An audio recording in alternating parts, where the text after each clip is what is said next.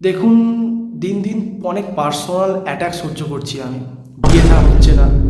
এই বছরের জামাই ষষ্ঠীটাও ব্ল্যাঙ্কই কাটলো।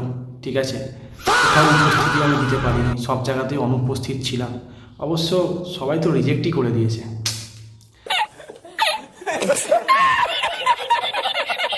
যাই হোক, এখন ব্যাপারটা যেটা সেটা হচ্ছে মা সংসারী বানানোর জন্য আমাকে বাগসারা বাজারে পাঠিয়েছিল।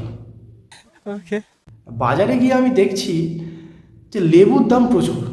ভাতে একটুখানি ডাল ভাত লেবু দিয়ে বেশ সুন্দর করে খাই। লেবুর দাম প্রচুর, 10 টাকা 20 টাকা এরকম প্রচুর দাম। তবে বাড়ি ফিরে আসার পরে পাখা চালিয়ে বসে গোপাল ভাঁড় দেখতে দেখতে আমার একটা কথা মনে এলো, সেটা যে আপনার সঙ্গে শেয়ার করতে এলাম।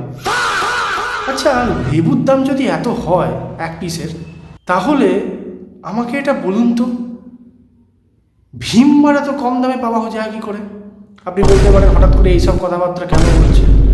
শালা একটা লেবুর দাম 10 টাকা 20 টাকা 15 টাকা, অথচ 50টা শক্তিওয়ালা ভীমবারের মানে 50টা শক্তিওয়ালা লেবুর শক্তিওয়ালা আর কি, 50টা লেবুর শক্তিওয়ালা ভীমবারের দাম 10 টাকা। হ্যাঁ, এখন কি তাহলে আমরা ভাতে লেবু রস না মেখে লেবু না খেয়ে ভীমবার খাবো?